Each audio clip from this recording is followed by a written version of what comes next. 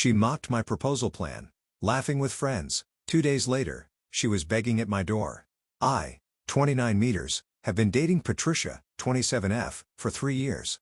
Yesterday changed everything I thought I knew about our relation, and I'm still processing what happened. I need to get this off my chest. For context, we met through mutual friends at a housewarming party, moved in together last year, and everything seemed perfect. She'd been dropping hints about marriage for months, showing me ring photos on Instagram, talking about wedding venue. I was actually planning to propose next month. Yesterday morning, I was at Local Beans, our usual coffee spot. I was in the back corner with my laptop, wearing my earbuds, but not playing anything, just trying to focus on some work. That's when I heard familiar laughter. Patricia was there with her friends, Gladys and Mary. They sat at the table right behind me, didn't notice me because of the tall booth divider. At first, I was just going to say hi, but then I heard my name. Patricia was talking about me, and something in her tone made me stay quiet. "So you're really going through with it?" Gladys asked, trying to keep her voice down but failing miserably. Patricia's laugh was different than I'd ever heard, cold, almost cruel. "Of course, Brent's so predictable. He's been looking at rings online. I saw his browser history. God, he's such a fool." "But 3 years?" Mary sounded uncertain. "That's a long time to fake it." "Please," Patricia scoffed. "The apartment's in his name. I've barely paid for anything, and Jason's place is twice as nice. You should see his car." My hands were shaking, but I kept perfectly still. Jason, her work friend, who'd been showing up in her Instagram stories lately. "What if Brent doesn't propose when you expect?" Gladys asked. "Oh, he will. I've got him wrapped around my finger. And when he does," Patricia lowered her voice, but I could still hear her clearly, "I'm going to let him do it in front of everyone. Get down on one knee, make his little speech. Then I'll laugh in his face and tell him what a pathetic loser he is. Jason's already got our Cabo trip booked for the next day." They all giggled, and I heard ice cubes clinking in glasses. "You're so bad," Mary squealed. "What about all his friends? Your shared friends? They'll get over it. Most of them are his friends anyway, and I've got better options with Jason's crowd. Better parties, better connections. Brent's nice and all, but he's just basic. Did you know he still uses a Timex watch?" In 2025, I sat there, letting the rage build slowly, controlling my breathing. 3 years, 3 fucking years of my life, and she'd been playing me the whole time. "When's D-Day?" Gladys asked. "He always does big things at Giovanni's, that Italian place he thinks is fancy." More laughter. "I give him 2 weeks max. I've been sending him photos of that princess cut ring from Somerset Jewelers all week." They talked more about Jason, about their secret dates, about how Patricia had been stashing away money from our joint account. Everything she said made me grip my phone tighter, but I didn't move. I just kept recording. Finally, they left. I watched through the window as they got into Patricia's car, still laughing. She had no idea I'd heard everything. No idea that I'd recorded her entire confession on my phone. I drove home in a daze, but my mind was already working on what to do next. The apartment lease, our shared accounts, all the evidence I'd need. The rage had turned into something cold and focused. When Patricia came home that eve, I acted completely, asked about her day, listened to her lies about lunch with the girls. She kissed me and said she was thinking about Giovanni's for our anniversary next week. "Great idea, babe," I said, smiling. "I've been thinking we should do something special." She beamed, probably thinking her plan was working perfectly. If she only knew what I had planned for her instead. "I'll post updates as things develop. Right now, I need to make some calls and set a few things in motion. The next few days are going to be interesting." Update 1. Quick recap. Overheard my GF Patricia, 27, at a cafe telling her friend she was planning to humiliate me during my proposal, and that she's been seeing some guy Jason from her office. Well, buckle up because the last week has been absolutely insane. After that day at the cafe, I went into full detective. I know it sounds dramatic, but I needed solid proof before making any moves. The first thing I did was create a fake Instagram account and started following Patricia's friends, Gladys and Mary. These idiots post everything. Within 2 days, I had dozens of screenshots of them at different bars and restaurants with Patricia and Jason. The best part? In several photos, you can clearly see them making out while Patricia's wearing the promise ring I gave her last Christmas. But here's where it gets better. Remember how Patricia always works late on Thursdays? Well, I decided to grab dinner at that small Thai place near her office. Guess who I saw sharing pad Thai and playing footsie under the table? Yep. Patricia and Jason. Looking very much not like co-work. I wasn't going to do anything stupid. I just sat at the bar, ordered a beer, and recorded a few clips on my phone.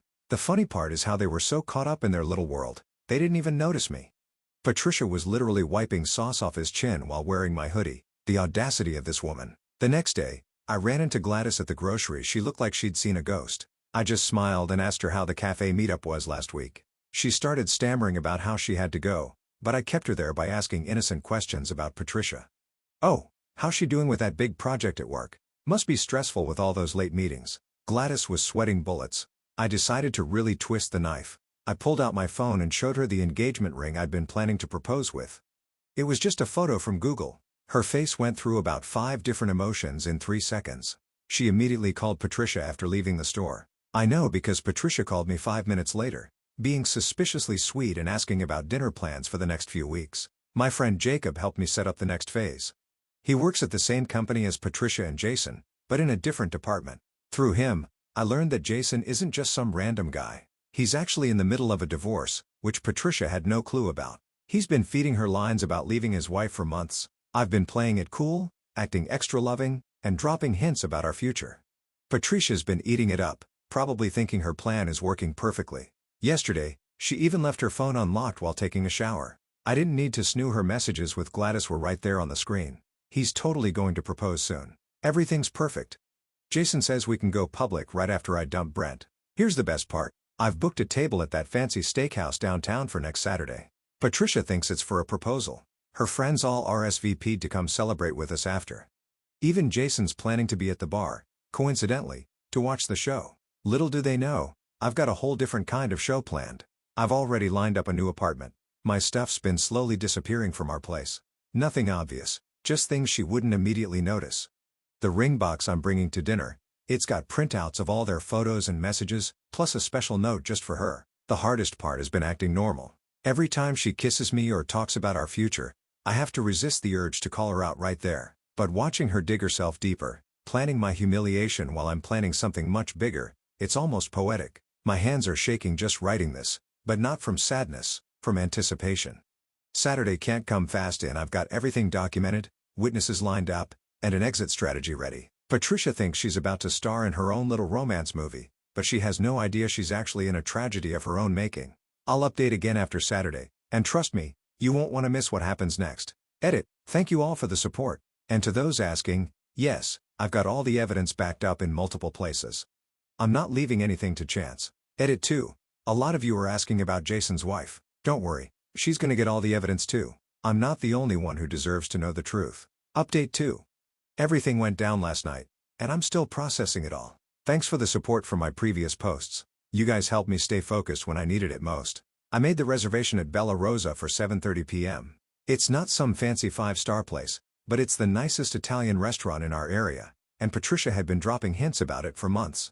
I knew her friends, Gladys and Mary, would be there. They'd been texting her all day about the special night. Little did they know, I wore that blue suit Patricia always said it made me look handsome, picked her up at 7, and she was practically glowing. She kept checking her phone during the drive, probably texting updates to her friends and Jason. I just kept smiling, remembering how she'd laughed about her plan to humiliate me.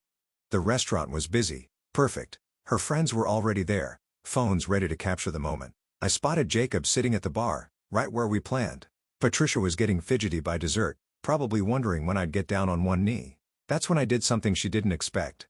I stood up, but instead of reaching for my pocket, I picked up my wine glass. "I'd like to make a toast," I said, loud enough for nearby tables to hear. Patricia's face lit up. Gladys already had her phone out. "To Patricia," I started, "who's been sharing my life for 3 years." She was beaming. "Who's been sharing her life with Jason from accounting for the last 8 months? The smile froze on her face. I pulled out my phone and played the recording from the cafe. Her voice filled our corner of the restaurant. "I'll brutally dump him after he proposes. Jason and I already have plans for a weekend getaway to celebrate." The color drained from her face. Gladys and Mary sat there with their mouths open. "What's funny," I continued, keeping my voice steady, "is that Jason never told you he's married, did he?" That's when Patricia lost it. She jumped up, knocking over her wine glass. "You fucking asshole," she screamed. "You set me up." The restaurant went dead quiet. "No, Patricia. You set yourself up. I just decided not to be your punching bag." I turned to Gladys and Mary. "Did you know she was planning to humiliate me? Or were you just happy to play along?" Mary started crying. Gladys tried to stand up for Patricia. "You don't understand." "Oh, I understand perfectly." I cut her off. "Check your phones. I just sent you both some interesting screenshots of Patricia's conversations with Jason, specifically the ones where she brags about playing both of us. Patricia lunged for my phone, but Jacob was already there stepping between us. "Don't," he said quietly. That's when she really lost it. "You ruined everything," she screamed, mascara running down her face. "I had it all planned. Who the fuck do you think you are?" The manager came over. Patricia was still screaming about how I'd betrayed her. Ironic, right? Jacob helped me handle the bill while she was escorted out, still yelling. Gladys followed her, but Mary stayed behind. "I didn't know," Mary said, looking sick. "She told us you were controlling, that she needed a way out." She showed me her phone. Patricia had been spinning lies for months, painting herself as the victim. I walked out to find Patricia sitting on the curb sobbing into her phone, probably calling Jason. Good luck with that. His wife found out last week. Gladys was trying to comfort her, but backed off when she saw me. "How could you do this to me?" Patricia whimpered. The rage was gone, replaced by something pathetic. "I loved you." "No," I said. "You loved what I could give you. There's a difference." I got in my car and drove away.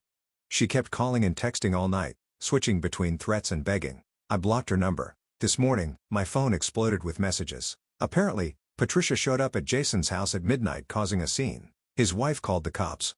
Now Patricia's all over our friend group's group chats trying to spin the story her way, but the screenshots and recording are already out there. No one's buying her version anymore. I should feel bad about how public it all got. But you know what? After hearing her laugh about planning to humiliate me in front of everyone, this feels like karma. Jacob's taking me out for drinks tonight, said I need to decompress after all this. He's right. My hands are still shaking when I think about it. Not from sadness though. For the first time in months, I feel like I can breathe again. Edit, someone asked in the comments. Yes. I have her stuff from my apartment boxed up. No. I'm not dealing with her directly. Her sister's coming to pick it up tomorrow. Edit, someone asked in the comments. Yes. I have her stuff from my apartment boxed up. No. I'm not dealing with her directly. Her sister's coming to pick it up tomorrow. Edit, 2. Thanks for all the support. And no, I'm not interested in your sister/cousin/friend who would never do something like this. I need some time to myself. Finally, update. It's been 2 months since the restaurant incident, and holy shit, you guys won't believe how things have unfolded. I've been getting tons of DMs asking for an update. So here it is. Remember how Patricia was crying and begging outside my apartment? That was just the beginning. The next morning, I woke up to 47 missed calls and a flood of text messages. She'd spent the entire night alternating between threatening me and begging for forgiveness. Classic. But here's where it gets interesting. Remember Jason? Her side piece? Turns out his wife works at the same company, just in a different department. Someone, definitely not me, sent their entire text history to her work. The fallout was nuclear. Jason got fired because he was Patricia's supervisor, and workplace relationships with subordinates were strictly against company policy. Patricia got axed too, but not before having a complete meltdown in the office. My buddy Jacob, who works in their building, told me she literally flipped a desk and started screaming about how I ruined her life. Security had to escort her out while she was yelling that she'd make me pay. Real classy Patricia. But karma wasn't done with her yet. Remember those screenshots I collected? The ones where she bragged to Gladys and Mary about playing me for a fool and planning to humiliate me? Well, they somehow made their way to our entire friend circle's group chat. Not saying it was me, but, hey, my finger might have slipped. The best part? Her friends turned on her hard. Mary actually came to my place to apologize, saying she had no idea how deep Patricia's manipulation. Apparently, Patricia had been spreading lies about me for months, telling everyone I was controlling and borderline abusive. The screenshots proved otherwise, showing her bragging about how she could make that idiot buy me anything and how she was only with him for his money.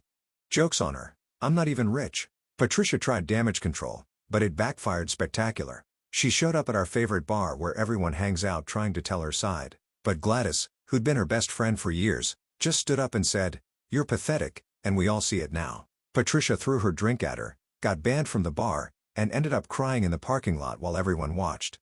Yeah, not her finest moment. The apartment situation is what really got her though. We lived separately, but she'd been bragging to everyone about moving in with me after the proposal. She'd already given notice at her place, expecting to move in with me.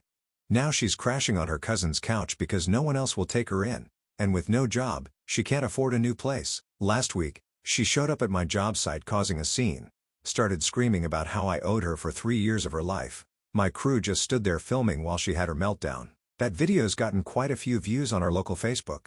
Not that I care, but it's kinda satisfying. But here's the real kicker. Remember the ring she thought she was getting? I took that money and booked a solo trip instead. Posted some pics at this amazing beach place. Patricia lost it when she saw them. Sent me this long paragraph about how that should have been our vacation money. Oh, and speaking of photos, met someone, Ramona. She's nothing like Patricia, actually has her own life, own career, doesn't play games. We've been seeing each other for a few weeks now. She saw Patricia's latest social media rant about me. Yes, she's still posting. And just laughed saying, sounds like someone needs a hobby besides stalking their ex. Patricia found out about Ramona through Instagram and went nuclear, started messaging Ramona with warnings about me. Ramona just sent back that video of Patricia's parking lot meltdown and blocked her. God, I love this woman. The cherry on top? Patricia's parents, who always treated me like family, called me last week. They apologized for their daughter's behavior and said they raised her within this. Her mom was crying saying she's so ashamed. Must have been humiliating. Everyone in their church group seen the videos by now. So, yeah, that's where we're at. Patricia's jobless, friendless, and apparently moving back in with her parents' neck. Her reputation's shot, and she did it all to herself. Meanwhile, I'm doing better than ever. Karma's a bitch, but not as much as Patricia. Edit, thanks for all the awards and messages. To answer some common questions, yes, I'm still with Ramona. Things are going great. No. I haven't heard from Jason's wife, but apparently she took him for everything in the divorce. And, yes, Patricia's still trying to contact me through fake accounts, but at this point, it's just sad. Edit 2. Stop asking for the meltdown videos. I'm not sharing them. This isn't about public humiliation, even if she deserves it. TLDR, ex tried to play me, ended up playing herself, lost her job, friends, and dignity. I found someone better and couldn't be happier.